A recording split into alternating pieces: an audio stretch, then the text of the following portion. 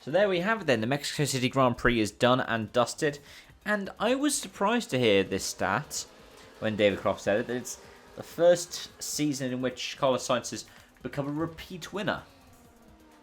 But apparently, yeah, that is very much the case. Really well done by him. Not so well done by Max Verstappen. Let's talk a little bit through that race. Because Sainz, who got pole position, was never going to have a great run to turn 1. I was surprised to see Verstappen be able to get the lead, but I wasn't so surprised for him to lose it not long afterwards. The battle with Lando Norris, however, I was surprised by. Because, well, Verstappen decided to overdrive it into turn 4, and after the corner, forces Norris off the track. Then turn 8, whether Norris is going to give back the place or not, he drives them both completely off the track. Maybe a red mist moment, I don't know. But either way, he picks up 2 10-second time penalties.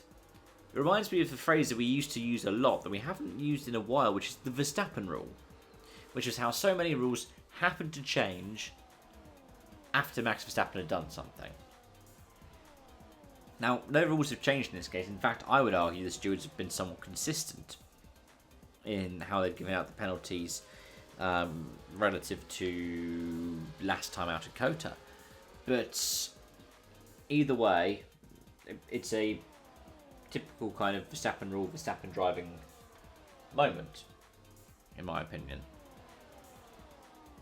But those 20 seconds dropping back, Sergio Perez has damage and drops back from any advancements he'd made early on, gets into some tussles with Liam Lawson.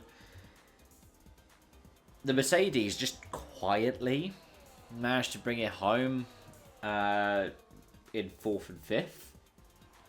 Whilst Ferrari, because of Lando and Max's squabbling, managed to take off largely unopposed for a 1-2. Lando in the late stages comes back, and Leclerc almost slams into the wall at the final corner, but doesn't. Pitts takes the fastest lap point. And yeah, there we have it then. The top 10 was Sainz, Norris, Leclerc, Hamilton, Russell, then Verstappen, who was only a handful of seconds clear of Kevin Magnussen, who was only a second clear of Oscar Piastri, with Hulkenberg and Gasly rounding out the top 10, albeit 1 lap down. After that we had Stroll, Colapinto, Ocon, Bottas, Zhou Guanyu, Liam Lawson, Sergio Perez, and then our retirements: Fernando Alonso, Alex Albon, and Yuki Tsunoda. The Red Bull Junior and former Red Bull driver raced so hard into turn 1. I think the big question though is, are Ferrari now title contenders? If you have a look at the points swing as a result of this weekend, in the Drivers' Championship, it's not actually that much of a swing. It's 10 points? Which, given that the deficit is currently 57, is not enough with 4 rounds left to go to keep that up. Like, Lando had the opportunity to maximise this weekend and he didn't. Same goes for McLaren, because their advantage over Ferrari has, I think, halved. Because it's 7 points Sainz over Norris, and then with Piastri in 8th and Leclerc in 3rd, that's 7 points, with an extra 8 points for an extra point for fastest lap. So that's a 15-point swing. So yeah, Ferrari have overtaken Red Bull quite comfortably in the Constructors' Championship, and they've not necessarily halved, but they've massively eaten into the advantage that McLaren had over them. And at this rate, Ferrari getting the Constructors' Championship looks certainly more doable than McLaren do in the double. Or at least McLaren and Lando getting the Drivers' Championship. And that's just because that duo have been working really well together.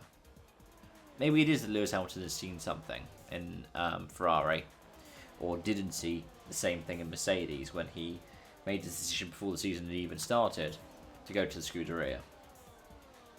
I'm just choosing to believe that Lewis did it because he wanted to see out his career at Ferrari and fulfill that dream of being a Ferrari driver at some point. But overall, yeah, I would say Ferrari are definitely title challenges now. They just need to keep up this momentum for these last 4 rounds.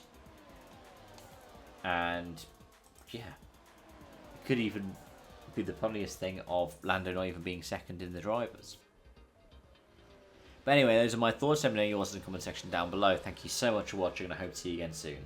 Bye for now.